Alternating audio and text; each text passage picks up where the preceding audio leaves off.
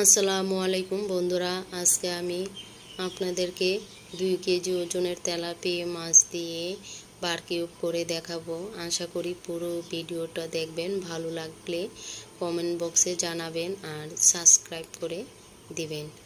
তো আমি প্রথমেই মাছটাকে কেটে নিচ্ছি।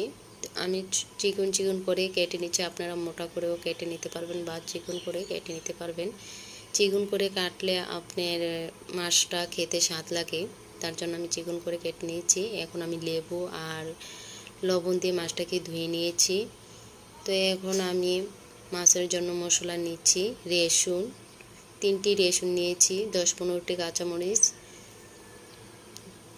3টি টমেটো, 4টি পেঁয়াজ আর ধনেপাতা একসাথে দিয়ে আমি ব্লেন্ডার করে নিয়েছি। এখন আমি 2 রকমের লবণ নিয়েছি, সাদা লবণ আর বিট লবণ। লেবু দিয়ে এখন আমি মাছটাকে ভালো করে দোনো পিঠ মেখে নিচ্ছি। মাছের পেটের ভিতরটাও আমি পরিষ্কার করে নিয়েছি। এখন আমি মশলাগুলো দিয়ে দিচ্ছি। 1 চামচ আদা, 1 চা চামচ হলুদের গুঁড়া, 1 চা চামচ মরিচের গুঁড়া, 1 চা চামচ জিরার গুঁড়া দিয়ে আমি সব মশলা একসাথে মিশিয়ে ভালো করে মেখে নিচ্ছি।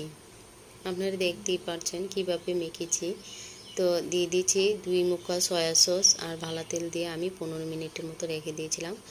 তো প্যানের মধ্যে তেল দিয়ে তেলটা গরম হওয়ার পর মাছটা দিয়ে 1 পিঠ হওয়ার পর উল্টিয়ে আমি 5 মিনিটের মতো ঢেকে দিয়েছিলাম।